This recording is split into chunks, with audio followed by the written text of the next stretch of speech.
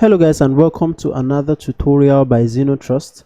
In this WordPress tutorial, I'm going to show you how to speed up your website with just 3 settings. Okay, so one of the issues people have with WordPress is that the speed of your site can actually be slow sometimes. Okay, so now let's address this issue.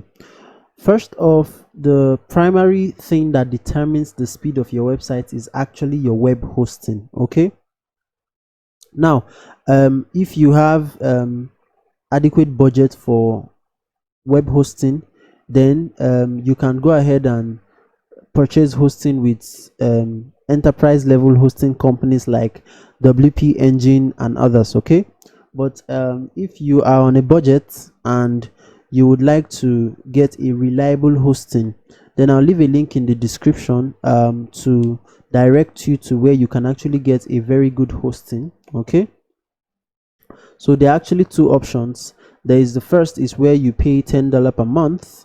Okay, and there is actually a $1 hosting for you if you are just starting out and you just want to host one WordPress website. Okay, so I must say that that's the primary factor that determines the speed of your website. If you have a bad hosting, then there is not much you can do, although you can still do something to at least improve the performance of your website. The next thing I would recommend you do is to go to your control panel for your hosting. Okay, and then go to PHP manager. Okay, so I'm in PHP manager right now, and make sure that the least PHP version you have is 7.3. okay, so there is actually PHP 7.4, but I'm not going to set PHP 7.4 until I'm sure that WordPress has been fully tested with PHP 7.4. But so far PHP 7.3 is fine, so you can go ahead and try out PHP 7.4 and see how it improves your website, and make sure that nothing breaks when you do that. Okay, so that's the first setting you need to do. The second setting you need to do is to optimize your images. Okay, so all the images you have on your website actually contribute the most to the size of your website. So there's a way you can actually optimize your image externally outside of WordPress. Okay, and that is to use a service. I call this service is actually iloveimg.com. So this is iloveimg.com. So basically, before I use any image on WordPress, I come to this website. I'll leave a link in the description, and then I compress the image.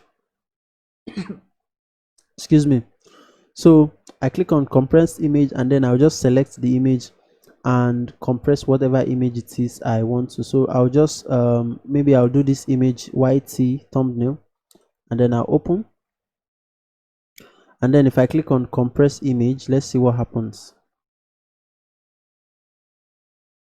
So as you can see, there's a 72% reduction in the size of this image, so from almost 300 kilobytes to 82 kilobytes. Okay, so this is a service I think you should consider, and then you can even upload more than one image at a time. Okay, so but if you already have so much images on your website, then there's a plugin you can use to compress those images on your website. I'll leave a link in the description to a tutorial that shows you how you can compress existing images on your website. Okay, so that's the second setting. Now the third setting I need you to set is to get a caching plugin. Now on the WordPress repository, there are a variety of caching plugins you can use.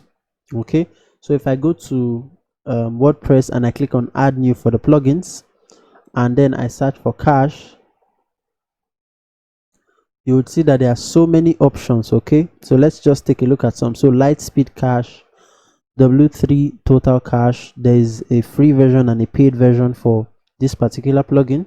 So let's scroll down and see. So WP fastest cache and others. Okay, WP super cache, this one is by Automatic, but in my experience I found out that there is a paid plugin that actually works far more better than these plugins here. So and the name of that plugin is WP Rocket. So WP Rocket.